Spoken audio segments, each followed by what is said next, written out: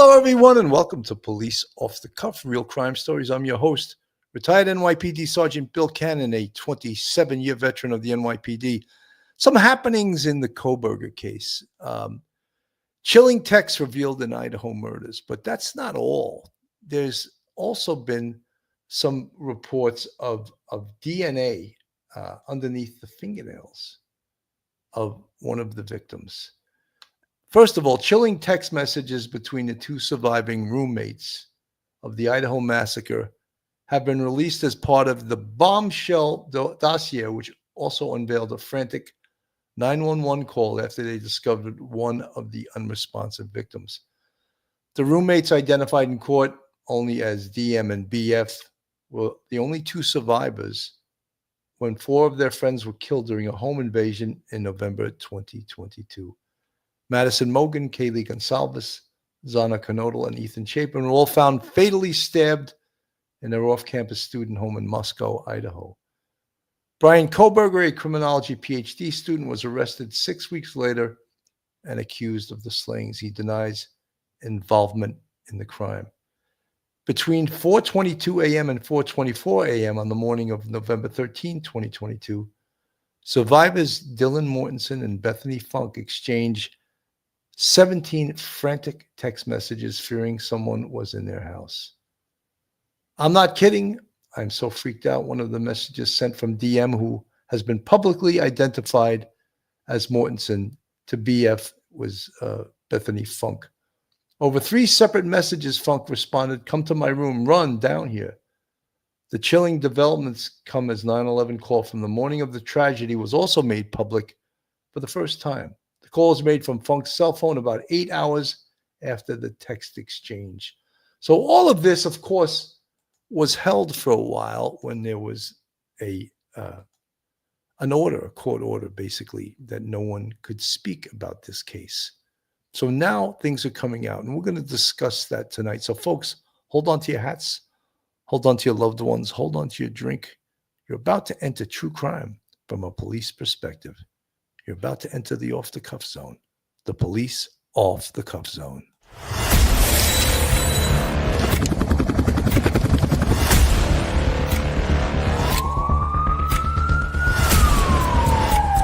There has to be some common sense.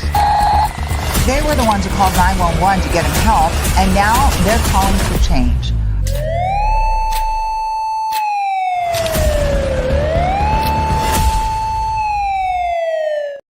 And now a word from our sponsors. BetOnline is the world's most trusted betting platform and your number one source for online betting in 2025. Whether you're a seasoned fan or a first-time bettor, BetOnline is your ultimate game day companion. With the largest selection of odds on everything from NBA and college basketball to the NHL and UFC, BetOnline continues to be your number one sports betting source. From every three-pointer to hat trick, BetOnline has you covered with odds, stats, and more for every game, every play, and every win. BetOnline, the game starts here. Mando Whole Body Deodorant. The thing I like most about Mando Body Deodorant is that it lasts all day, and it leaves me feeling clean and fresh. It doesn't quit even under the harshest heat and humidity. The fresh feeling keeps me dry and confident. There's no need for me to worry about unsightly sweat stains. Mando's starter pack is perfect for new customers. It comes with a solid stick deodorant, cream tube deodorant, 2 free products of your choice, like mini body wash or deodorant wipes, and free shipping. As a special offer for listeners, new customers get $5 off a starter pack with our exclusive code. That equates to over 40% of your starter pack. Use code POLICE, as you see on the thumbnail, at shopmando.com. Shopmando.com. Please support our show and tell them we sent you. Smell fresher, stay drier, and boost your confidence from head to toe with Mando. And joining me tonight is a real Mando. Welcome to the show, retired NYPD Sergeant, Professor at Albertus Magnus, and attorney, Professor Mike Geary. Welcome, Mike. Bill, good to see you. Thank you for having me on. Good afternoon. You know, Mike, these findings now, they're just, for so long there was a gag order and they couldn't talk about this case. And even though people knew about the text messages and knew about Dylan Mortensen and Bethany Funk being two roommates who weren't touched, weren't killed, but also didn't call the police for almost, I think it was close to 8 hours after this occurred. And that's sort of inexplicable, but yet they were terrified, and they were also, it's revealed, drunk. They were drunk. They potentially passed out. How did they pass out after an event like this? It's sort of beyond me, but that's what occurred, Mike. Yeah, Bill, people have to remember before they start tearing Dylan and Bethany apart is that these are two college kids. They're like 20 years old. Dylan, and they were both drinking heavily. It was right before, I think it was right around the maybe the Thanksgiving break or something like that. So it's a Sunday evening. Maybe they don't have class the next day, and they're partying. They get home really late. They know the house is full of. Oops. The fact is that that house probably had a lot of people staying over. Maybe one of the girls had fraternity sisters, and probably I'm thinking Ethan Chapin may have had a couple of fraternity brothers. So there's people in and out. So to see a stranger wasn't the most weird thing, although this person acted kind of strangely walking past her.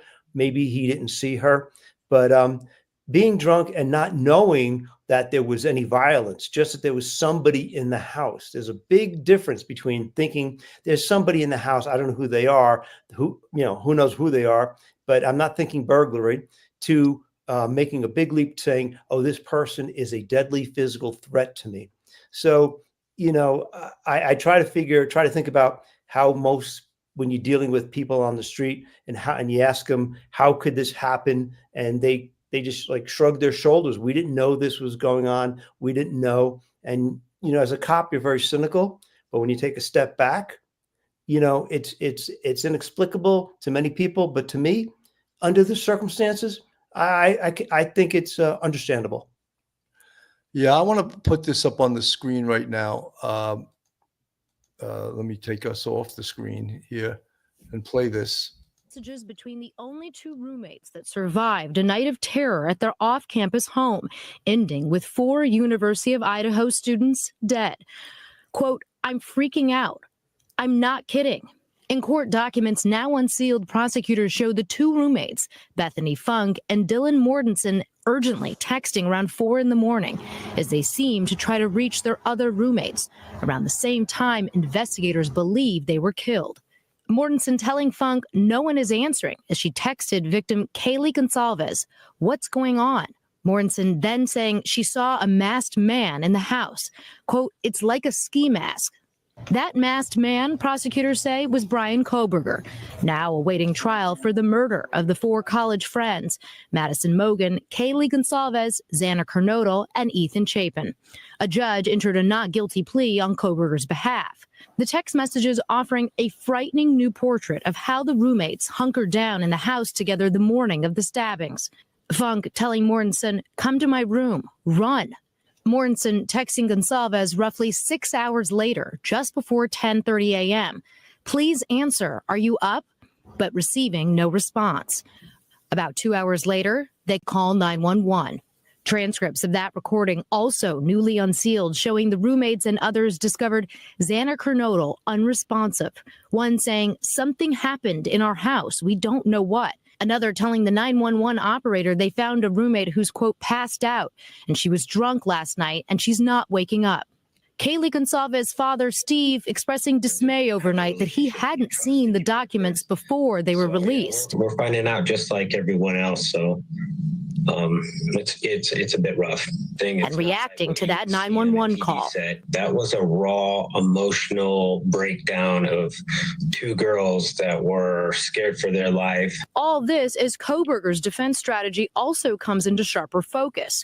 His lawyers writing in a motion that investigators discovered a 3-person mixture of unidentified DNA under Madison Mogan's fingernails, adding that comparisons to Koberger's DNA profile were, quote, "inconclusive." The defense team also requesting to have certain language excluded during the trial, including the words psychopath and sociopath, as well as bushy eyebrows, which is how Mortensen described the attacker to police. So there have been so many questions about the hours that had passed. So I think, Mike, the defense is trying to get so many things removed from, look, there was the gag order for all that time, but there's so many things they want to get suppressed. And even this, bushy eyebrows, doesn't that help identify the perpetrator? And they're requesting that to be excluded. We don't know if this judge will exclude that, but isn't that evidentiary, Mike? Yeah, absolutely. It comes in from Dylan Mortensen as a present sense impression, and that's one of the exceptions to hearsay. Present sense impression. If a witness says, "I saw somebody and they were 6 feet tall," and with bushy eyebrows, and it just so happens that the person that the police end up arresting and he has bushy eyebrows, thick eyebrows, that is an excellent part of an identification of a person. All of that statement comes in. Now let the defense challenge that. They can, but it will come in. They're just doing the best they possibly can. Ann Taylor's desperate. I've said it before. She got dealt a really bad hand of cards. She's doing the best she can, and she's trying to stop every bit of evidence from coming in. But she knows that sort of statement, and any of those statements that Dylan Mortensen gave to the police, he was interviewed at least 3 times on 3 separate occasions by different investigators, all of it, whether or not she's talking about, I'm thinking I'm in a dream, that all comes in. The guy had bushy eyebrows, that all comes in. Everything comes in. Yeah, I think that, I think that the prosecution has a lot more evidence that we don't know about. And it's starting to come out in dribs and drabs. And we must also face the fact that there was a gag order. So things that perhaps the defense has that they've never spoken about, we are starting to hear about right now. And that is a possibility that there is more evidence that we don't know about. Surviving roommates in that off-campus home were seemingly awake as a masked intruder murdered 4 of their friends, with the 2 texting minutes after, one desperately trying to contact the victims, writing, quote, "No one is answering." The text exchange goes on to read, in part, quote, "I'm not kidding. I'm so freaked out. So am I. My phone is going to die. Come to my room. Run down here." One of those roommates has previously been identified as the only eyewitness who saw the intruder, a masked man with, quote, bushy eyebrows. Her statements, along with these texts and security footage from next door, are helping build a timeline for prosecutors of when the suspect arrived to that home. The court also releasing a transcript of the 911 call. Multiple people appear to frantically explain that they found one of their victims unresponsive, that 911 call not taking place until noon the next day. So while prosecutors are asking the court to allow all this evidence in against suspect Brian Kohberger during his trial, the defense wants to prevent the use of that phrase, bushy eyebrows, to describe the intruder, because get this, they believe it could bias the jury against him. Back to you. All right, Shanley, thank you so much. Let's bring in Greg Jarrett, our Fox News legal analyst, to talk about this case. Hey, Greg.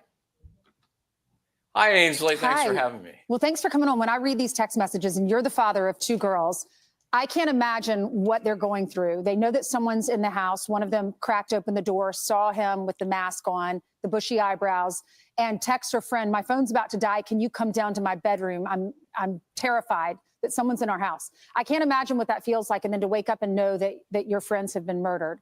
What stands out to you in this case, and will they be dropping charges against Brian? No. That is probably the most ridiculous statement I have ever heard a journalist say. Will they be dropping charges? I mean, it's so pathetic. How did she even say that? I mean, first of all, we've discussed this case, I hate to use the expression ad nauseum since it happened, and there is so much evidence against Brian Kohberger. We had the great prosecutor from the West Coast, Matt Murphy, and he's been on News Nation. He's been on all kinds of other shows. And he said, the evidence is overwhelming. And then she just says they're going to be dropping the case against him. I'm like, what page is she not on? What is she missing? Bill, I think there's a lot of people who really do worry that Brian Kohlberger is going to be acquitted at trial, or just they'll just bring him into court one day, take the handcuffs off and say, bye-bye, Brian, enjoy your life. No, Brian's not going anywhere. He's not going to go anywhere besides being in an institution with really high concrete walls and a lot of iron bars surrounding him. That's his future. It doesn't matter. You know, we could argue over how many angels can dance on the head of a pin legally, and it's all irrelevant. None of this is going to lead to an acquittal for Brian Kohlberger. Not at all. The most I think his defense attorney right now, Ann Taylor, could hope for would be a hung jury. And at that point, maybe she would hope that if when there's a second trial, that the prosecution would be more amenable to some sort of plea bargain to say life behind bars without possibility of parole. But that's about it. He's not walking away from this anytime soon. No, and it's exacerbated by the fact, at least from the prosecutorial end, that this is a death penalty case. So the defense is pulling out every rabbit they have out of their bag of tricks to try to come up with reasons that they can't use this piece of evidence, reasons they can't use that piece of evidence. But this is still, there is rules and procedures in how evidence is presented, and allowing evidence and not allowing evidence, suppressing evidence. And this judge, Judge Stephen Hippler, he is a lot tougher a judge than Judge John Judge from Latah County, who seemed to err on the side of the defense on every single ruling. This judge is a tougher judge, but yet also we recognize that the defense is pulling out all stops because, I mean, even they were trying to say that Kohlberg is autistic or something to try to get him ineligible for the death penalty. So they're pulling out every single trick they have, but I don't see that as that they're going to be able to do that. Francis Carroll, welcome to the Police Off the Cuff family. Welcome to become a member of our YouTube family. We appreciate that, folks. It's Police Off the Cuff, real crime stories. If you like real crime, true crime from a police perspective, you're in the right place. And if you're not subscribed, hit that subscribe button, give us a thumbs up, ring that bell, hit the like button. Share us with your friends and your families. And if you also want to contribute to us, we have a Patreon with 4 different levels. We also have a YouTube channel membership that Francis Carroll just joined, and you can join the Police Off the Cuff family. Let me put this back up on the screen. I hope she doesn't say anything else that's stupid. Oh, the charges. Compelling case that prosecutors have put together against the accused. And these text messages are important because the defense had challenged the account given to police by one of the surviving roommates of seeing an intruder. Well, these text messages show that she told her roommate the exact same thing, literally minutes after the murder. So it's strong corroboration. And, you know, remember, there's not only DNA evidence connecting Kohlberger to the killings, but they also have cell phone tower records that place him at or near the scene of the crime right around the time of the murder. So, you know, the defense is trying to do everything they can to knock out everything, including the death penalty, saying it's unfair, he's on the autism spectrum. That's just, in the end, not going to wash. You still can't kill people if he is found guilty. All right, Greg, let's talk about this case in Kansas City, Missouri, where those 3.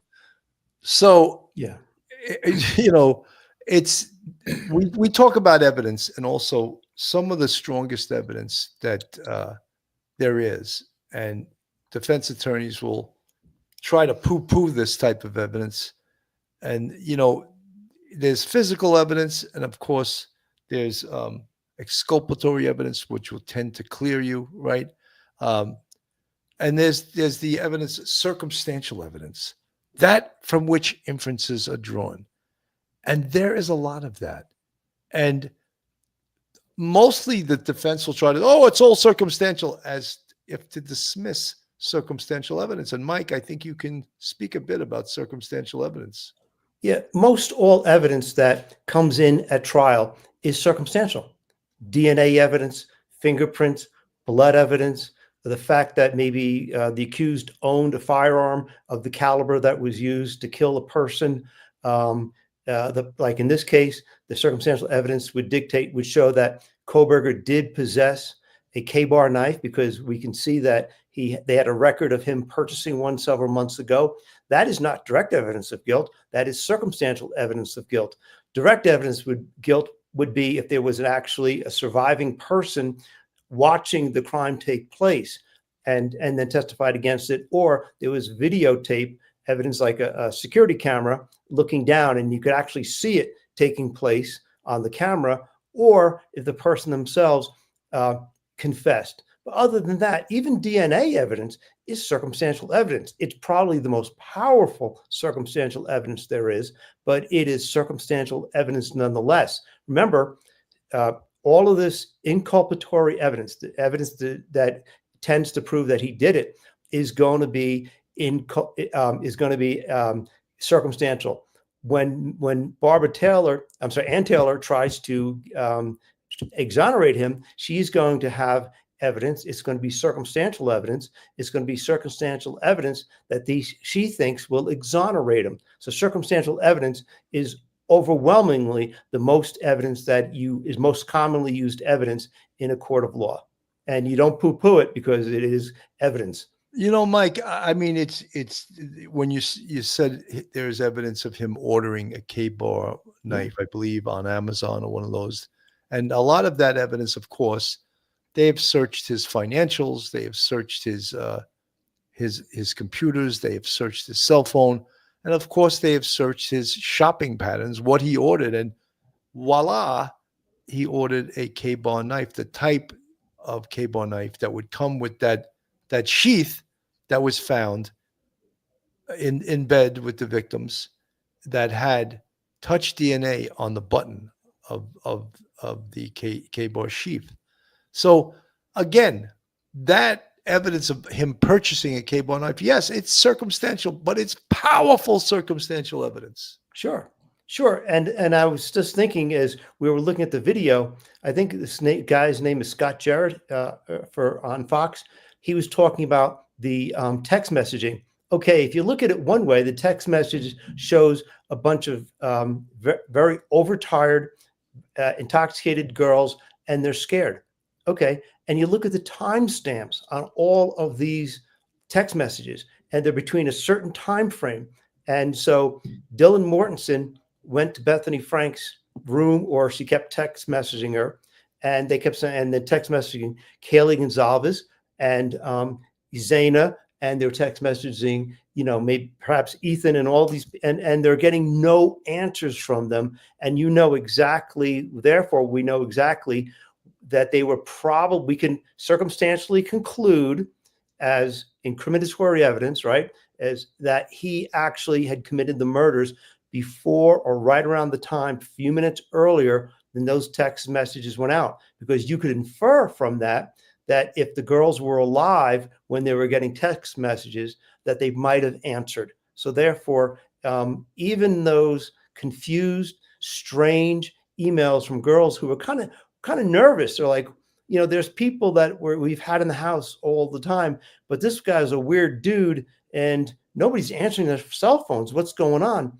That actually shows the time frame really well. So if I'm the prosecutor, I'm not worried one bit about the defense attacking those text messages by the girls at all on any grounds, because I think it shows circumstantially time of death. Absolutely. Angel from the chat, what if someone stole a knife he had bought? Well, Angel, you jumped right into what we're talking about. Yeah. This is circumstantial evidence, that from which inferences are drawn. So it's not smoking gun evidence, but circumstantial evidence piled up with lots of it becomes very powerful evidence. Can I just make a comment about that? Yeah, sure. That's a really good comment. Thank you for that comment.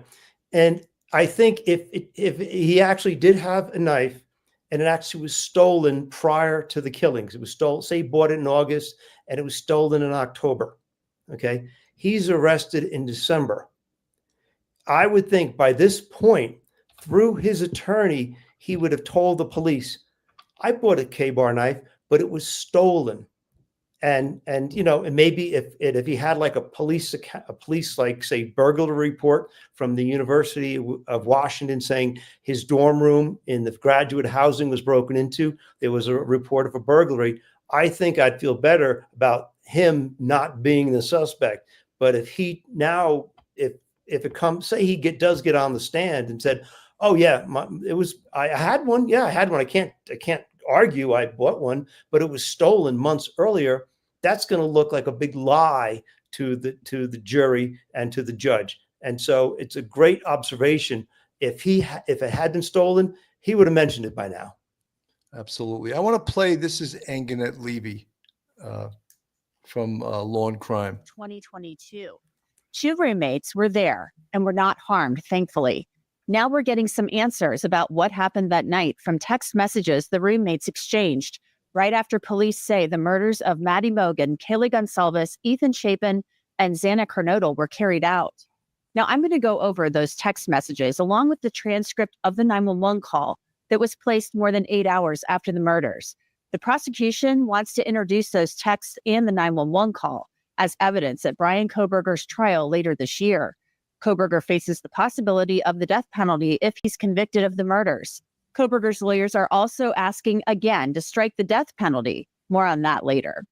Prosecutors say the texts between the 2 surviving roommates, DM and BF, provide a timeline and should be allowed under an exception to the hearsay rule at trial.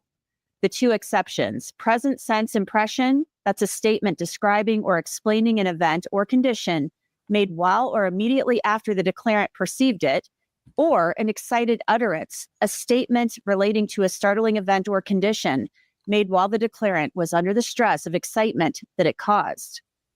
Now, the prosecutors say one surviving roommate, DM, was awake and texting the town's rideshare driver at 2:10 a.m. to see if he was driving that night.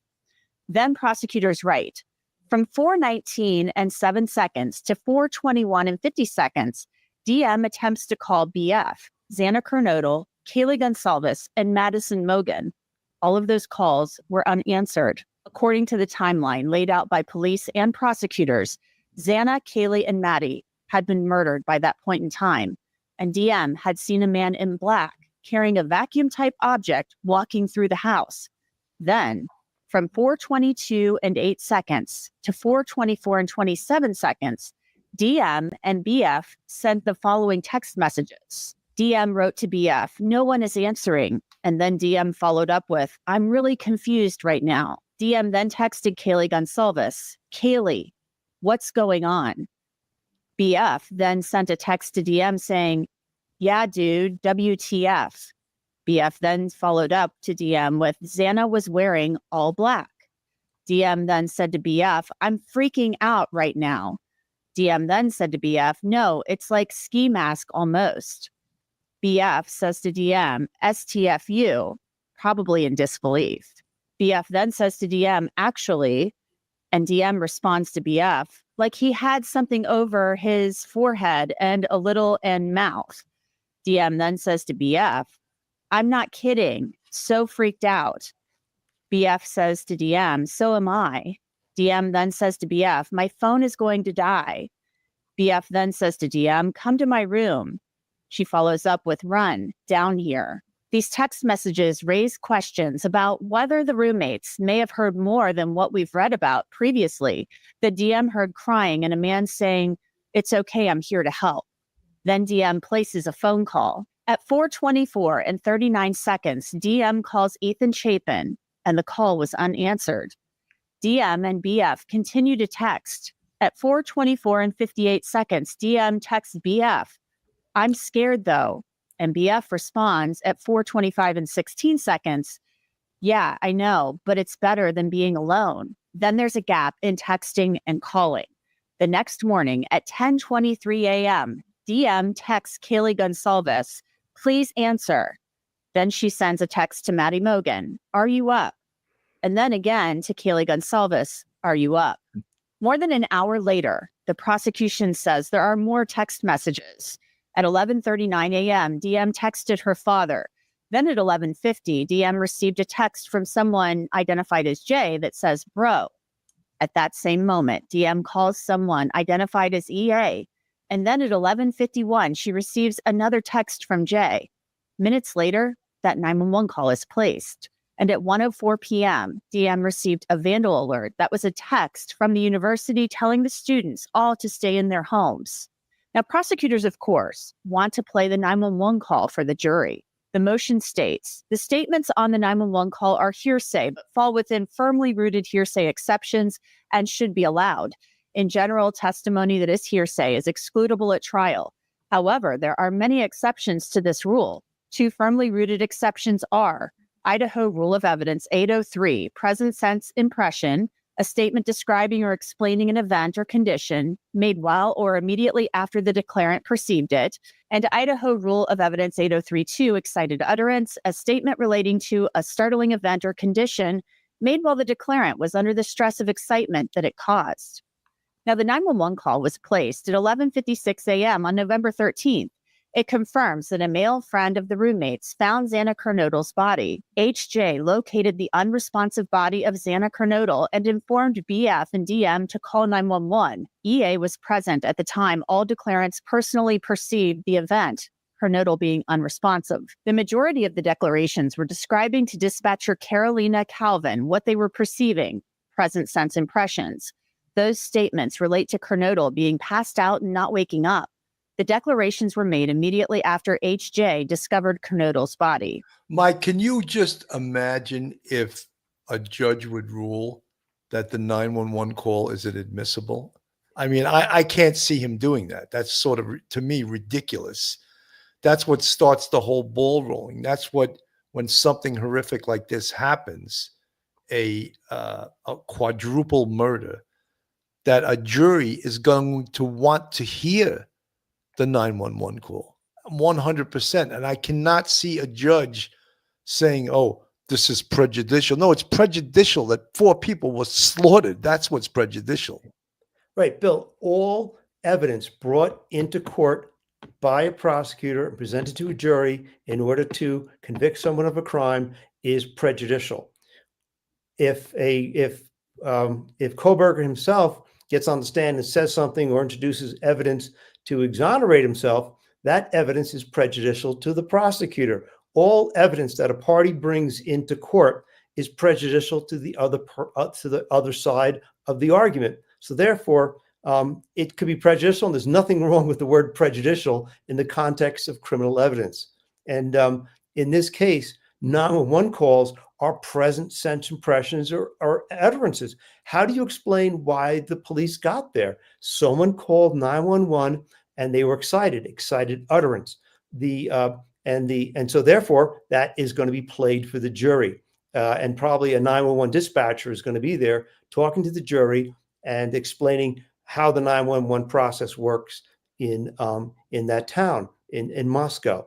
And also the text messages are present sense impression. They're like, oh, I think the person's not answering me. What's going on? Maybe something's going on. I don't know what's going on. Wasn't Xana wearing all black? Oh, okay. STFU, IDK. That's all just present sense impression. It's giving the jury the idea of the context of what was going on that morning to explain how people thought and explain how they acted. There's no way in hell that a judge is not going to allow all of that in. No way. 100%. From the chat, I'm going to go into the chat for a second, guys. I had love wins. I wanted to pull up your comment. Don't say bushy eyebrows. Don't say murder. Ridiculous. Love wins. What we're saying also is when you look at evidence, it's not one piece of evidence. It's the totality of the circumstances and the totality of the evidence. So one piece of evidence, as you cite, bushy eyebrows, does not a conviction make. But as we're saying also, you know, the evidence when it's piled up on top, that is what becomes strong, and that is what garners a conviction. And why would the defense want to throw out so much of this evidence? Because they recognize that. So if they really were convinced, oh, this evidence is so on, they wouldn't be trying to throw it out. And that's what they're trying to do. Design Rhythm from the chat. Why did they wait 90 minutes in the morning to call 911? Well, it was actually Design Rhythm. It was almost 8 hours they waited. And can I explain that? Not being in their positions, not being in their state of mind. They were drunk, admittedly drunk. They were admittedly terrified. They admittedly didn't understand what they had seen. That was this a dream, or was this something? Was this reality, Mike? Bill, yeah, thank you. I was thinking about this earlier. And people trying to understand why couldn't they perceive and verbalize what was going on. They find Zainer Knodl's body first, and they say she's unresponsive. Well, she'd been stabbed to death. Okay, but to a young person seeing this, they're overwhelmed. And I was thinking, what would happen if on September 11th, 2001, where I was and all the stuff is happening, if I was talking to somebody on a cell phone, how would I describe it? I probably would be so overwhelmed, I wouldn't be able to describe the World Trade Center falling down, the massive cloud of toxic stuff going through the streets. I would be overwhelmed. The best term I ever used for it was surrealistic. I can't believe it happened and I think in their minds, they're 20. And at that point I had 19 years on the police force and seen a whole lot of crap. These girls are 18, 19, 20 years old. They've never seen anything like this. And in some ways, I think they might have been halfway sober at this point, and they're seeing a person that they love lying there, and they can't get them to wake up. And maybe they're focusing on, oh my God, she's not waking up. How come? But they're not seeing, they're missing the blood. They're just looking at her. So they're overwhelmed. So I don't have a problem with people trying to understand what they did, when they did, and how they did it, and why they did it. They're just overwhelmed kids. Yeah, 100%. Design Rhythm, to follow up on what you just said. Police off the cuff, I'm saying 90 minutes after they woke up in the morning. First text was 10:30 a.m. that Sunday. Design Rhythm, I understand, but I find it even more outrageous that it was almost 8 hours after the event that they decided to call anyone. I find that, and the defense is going to be all over that.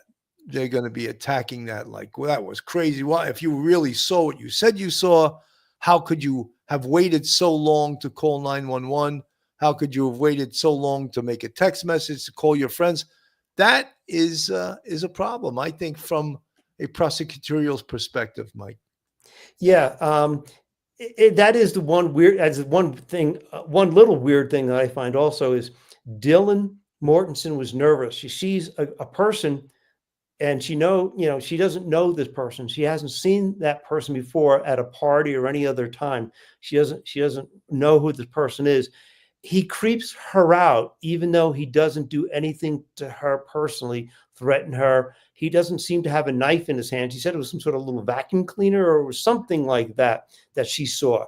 And he didn't approach her in a threatening manner. And she's scared. She texts her friend saying, "I'm scared." I why wouldn't you call 911 even if you were drunk? I guess the fact is that sometimes when we're confronted by strange things, we don't always act in a way that we would with the ability to sit back in an armchair and dissect something. When something is happening in real time, maybe a little bit of common sense sometimes, goes out the window. It would have been perfect time to call 911. I'm sorry, Moscow PD, it's 4 a.m. There's a strange guy that came into our house. I think he's an intruder. I don't know. It's kind of weird. Could you please come over and take a look? That's all that had to be done. So Or the would they have prosecution is been, going to have to rehabilitate her because she's going to be attacked by the defense. or would they have been too terrified to go upstairs to check out or check on their roommates to see if, in fact, anything had happened at Right. 4:30 in the morning? Right. They were terrified because Mhm. they said, "Run down to my room, lock it." Their Yeah. room. Right. And Exactly. Dylan Morton said, reiterated what she had just seen. So the big argument, of course, will the defense be able to have those statements thrown out? I don't see that either, Mike. No way. No way. All of that is conversation between two witnesses that is relevant to a crime that took place, even though they didn't realize it. That is totally relevant. That's all present sense impression. Absolutely. And now this is another thing that just came up, and DNA recovered from 3 unidentified individuals under the fingernails of Madison Mogen. Now, you may ask, if you're not familiar with true crime and real crime and police procedure and evidence, when someone is murdered, many times in defending themselves, they'll scratch the perpetrator and get some of the perpetrator's skin underneath their fingernails, or at least DNA, whether it's skin or any other thing that can contain DNA. Now, underneath the fingernails of Madison Mogen, allegedly are 3 different identifiable, or, well, we don't even know if identifiable, because they're saying that Koberger's DNA is not identifiable as one of the 3 samples of DNA that was recovered under her fingernails. Now, I don't know why they would even mention it if he wasn't, in fact, identified as one of potential, or partially identified as DNA underneath Madison Mogen's fingernails. Mike, your thoughts?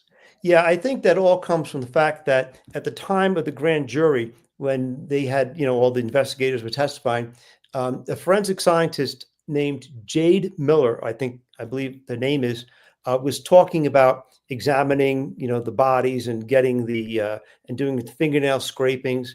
And I think in the course and in furtherance of her investigation and being very thorough, she mentioned to the grand jury that she did an examination of the fingernails of Kaylee and found 3 sets of mixed DNA because they were all jumbled, I guess, underneath her fingernails, and so there are 3 people, and they couldn't determine with certainty where they came from. So that tends to actually put into doubt for the defense's point of view that Koberger was one of them, because he's not. They can't include him as a suspect there, and so they can't exclude him. They can't include him. It's inconclusive. So that would help the defense argue that there is some sort of a reasonable doubt.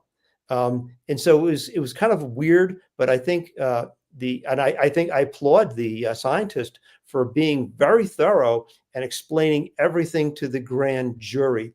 And whether it's inculpatory, exculpatory, she mentioned it, very professional. However, now it's a big bone of contention. Absolutely. I want to play this from Brian Enton from News Nation. Under victim Maddie Mogen's fingernails. How big of a deal is this, Edwina? I think this is a huge deal, huge. I think probably one of the most important things that we can take from the filings is that it was inconclusive, and then there was further testing that excluded Koberger. And I think that's one of the most important things. So, and it was interesting because at one point in the document, it said that it was inconclusive. And then the defense said that they did further testing that excluded Koberger.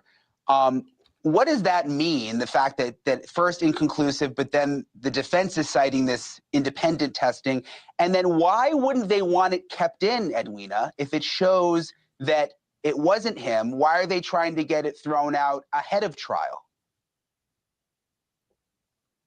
I think that the defense argument there is that inference from what we can deduce from what this testimony was to the grand jury is that the state wants to infer that it was Koberger, despite the fact that it was inconclusive. So I think that the defense is wanting to insulate against any inference whatsoever that the source of that DNA is Koberger. What do you think it means that that it's 3 individuals, according to this filing? 3 individuals' DNA found under the finger. I just want to go to also, and this would probably be better answered by a crime scene person, but I'm going to take a stab at it. I think we all probably have DNA underneath our fingernails. Maybe not something as conclusive as if someone was a victim of a murder and actually scratched someone and got that person's skin cells and DNA really in a piece of tissue underneath their fingernails. But I would imagine from things you touch, from things you come in contact with, there must be DNA underneath your fingernails. And I've never, of course, had my underneath my fingernail swabbed to test this theory, but I would imagine that is true, Mike. Oh yeah, if you're walking in a park with your significant other and you touch their arm or you just rub their arm with your fingers, you're probably going to get a little bit of DNA, just a tiny bit of DNA, their DNA under your fingernails. If you hold the child and you with your bare hands and you might get DNA under your fingernails. That's not difficult to do. We always talk about it in crime as a victim scratching, clawing in a fight for their life. And yes, that occurs a lot. But in this kind of, but for most people, they don't realize that how much DNA that you actually shed through loss of a hair follicle or touching something with your fingerprints or leaving a little skin cells somewhere, your DNA on a napkin. That's how one of the ways that they got Koberger, or leaving it, on a glass of water or something like that. So yeah, we get DNA very frequently, other people's DNA under our fingernails. Yeah, and the other thing is that it's interesting to note that people shed like 50 to 100 hairs from their head, and I don't know in the time frame, but all the time. Right. So that in itself is also leaving DNA. And if it was a crime scene, it would become important. Fingernails. What could that possibly indicate? Well, with DNA evidence, and especially how little is required to get a DNA profile these days, is that it could be, right, anyone. She could be the source of the DNA. It could be an additional 2 other unknown individuals. But what the standout is that it's through the state's testing, it's inconclusive with respect to Koberger, and through this independent testing, it ruled him out. So I'm not sure why the defense would want the DNA evidence thrown out if they have reliable expert testing that shows that excludes Koberger from that DNA profile. Yeah, so if the initial testing is saying inconclusive and the state additional testing is saying that Koberger has been ruled out from the DNA under Maddie's fingernails, can they present both sides to the jury, or does the judge end up making a decision about which testing was more reliable? How does that work? Well, theoretically, they can present both sides, right? The defense is absolutely entitled to put on whatever defense evidence that they have. However, depending on what this independent testing is and how reliable it is, I wouldn't be surprised if we see a state's motion trying to exclude that independent testing. I'm concerned with that too. Like, it doesn't exclude him, but so then why are they even saying that if it's not him? What are they protesting about? Yeah, Bill, I think on two grounds. First, they're worried that the prosecution is going to introduce the evidence saying that there was not only do you have the DNA on the knife sheath, but you also have the DNA. We found DNA under Kaylee Gonzalez's fingernails, but we can't we're not 100% sure any of it is Brian Koberger's, and so therefore it's going to leave an inference in the jury's mind that it is Brian Koberger, even if even if the witness says, I can't say for 100% that it's Brian Koberger. We can't, exclude him. We can't include him. The jury might just think, well, okay, Lee Gonzalez must have, she's got the DNA in her fingernails. Okay, maybe it's messed up, whatever. Maybe there's not enough trace DNA to make a real finding of identification. But, reasonable person, I think it's got to be probably Koberger's. So therefore, they don't want the jury to be confused. Second of all, they can say, look, if it's not really evidence, because evidence is anything in a court of law that tends to prove or disprove a fact at issue, and his guilt or innocence being there is a fact in issue. And if the DNA evidence can neither be inculpatory or exculpatory, you can't include them or can't exclude them, then it's not even any bit reliable. It's not even reliable evidence. So it shouldn't even be brought before a jury. So that's their two arguments that I see from what I'm hearing and from research I've done. They don't want, they've had that the DNA on that knife sheath is so damaging. Any further talk about evidence, I think the defense is going to feel that it's going to hurt Koberger. No matter what it is, it's going to hurt Koberger. Angel, a great point. Yes, I feel they're trying to say that it could also be his DNA under her fingernails. That's what I'm saying. They're saying exactly. It doesn't exclude him, but it could be him. So it seems like almost like an argument, like leave it alone, let it go, because you're as Shakespeare said, you doth protesteth too much. Excellent. That is proving something. I think. Let me play this here from. Sent between surviving roommates in the home where 4 University of Idaho students were brutally stabbed to death. According to recently unsealed documents, at 4:22 in the morning on November 13th, 2022, one roommate known as DM texts another known as BF, quote, "No one is answering. I'm really confused right now." DM then texts one of the victims, Kaylee Gonzalez, "Kaylee, what's going on?" And then again to BF, "I'm freaking out right now." They mention a ski mask and say, "I'm not kidding. So freaked out." BF texts back, "Come to my room. Run." Prosecutors asked the court to admit the exchanges in evidence. The filing also includes a redacted transcript of the 911 call from the home after the unresponsive body of Xana Kernodle was discovered. The callers telling dispatch they found one of their roommates passed out, saying, quote, "She was drunk last night and she's not waking up." Dispatch asks if she's breathing, and they said no. Then someone on scene says, "I think we have a homicide." Separately, filings reveal a 3-person mixture of unknown DNA was found under 21-year-old victim Madison Mogan's fingernails. Koberger's defense team has asked that the DNA evidence be kept from the jury because jurors could believe it is Koberger's, but according to his defense, it is not. Koberger has pleaded not guilty. His trial is set to begin in August. He could face the death penalty if.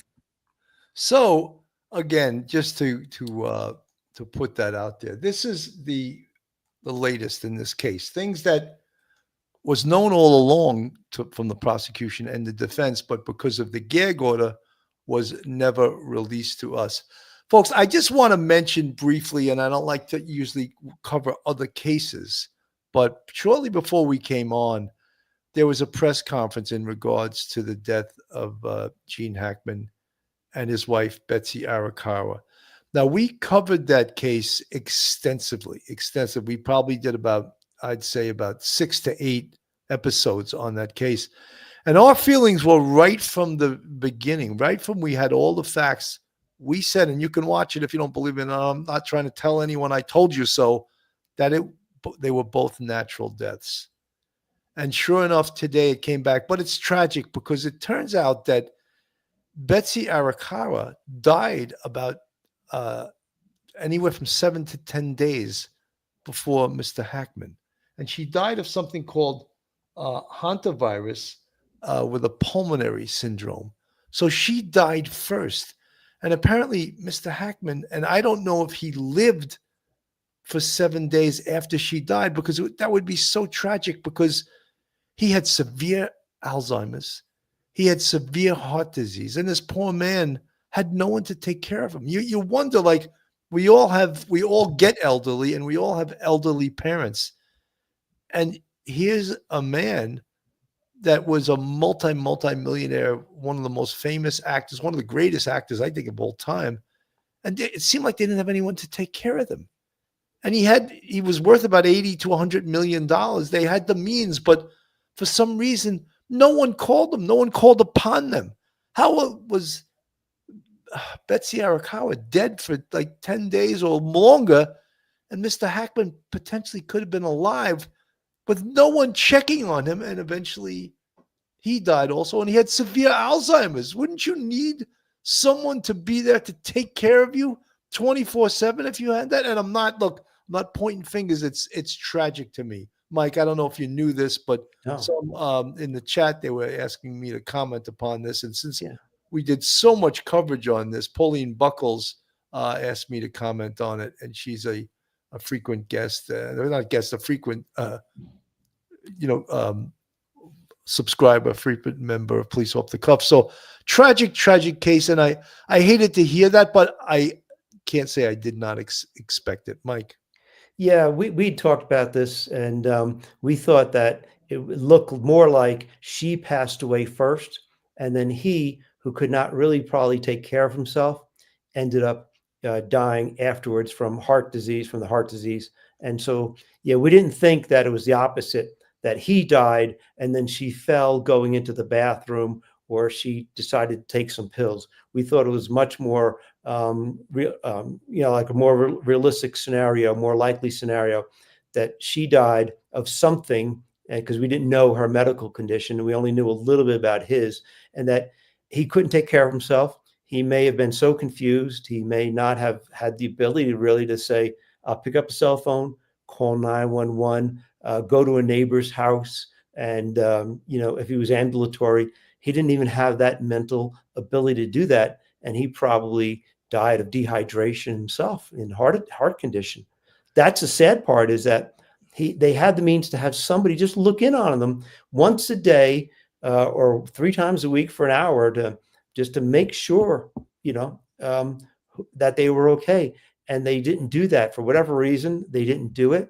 And it, in a way, it may have that desire for like the utmost privacy was unhealthy, and actually in a way led to them possibly both dying and not ever being able to get any kind of emergency medical help that may have saved their lives. Well, they said he also had a severe heart disease. He had open heart surgery in when he was 70 years old. Excuse me, 70 years old.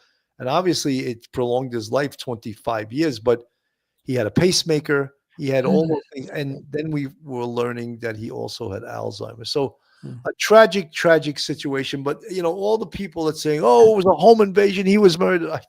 And I hate to say I told you so, but there was no indications of that whatsoever. There was no evidence of that whatsoever. Joseph Scott Morgan, brilliant guy. He was bothered by the open front door.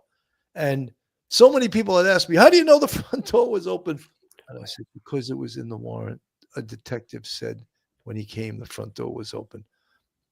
More than one person called 911. That'll explain the different opinions of there was a door locked. He doesn't know it was door locked. But the detective said the front door was unlocked. So all the people that held on to that is that this was a crime. There has to be other factors there for there to be a crime. Anyway, tragic situation. Gene Hackman and his wife, Betsy Arakawa, may they rest in peace. We pray for their souls. As far as today's findings, we're going to keep following this case. And it's interesting, but I believe there is a lot more evidence that the prosecution hasn't even, or even the defense has put forth. Mike, your final thoughts. Yeah, no one should worry about, Brian Kober ever being set free. The most his attorney could probably hope for him and Taylor is trying to save his life. She knows he's going to go to prison. And the only chance she has is if somehow she could convince the jurors not to vote for the death penalty, or she can get the judge ahead of time to knock out the death penalty, to say that he's ineligible for the death penalty. That's the best she can do. So have patience, and we'll bring this to you updates whenever we get them, but have patience. 100%. And well said, Mike. Folks, thank you so much for tuning in. I'm Bill Cannon on behalf of myself and Professor Mike Geary. Have a great night, everyone, and God bless. One episode, just ain't enough.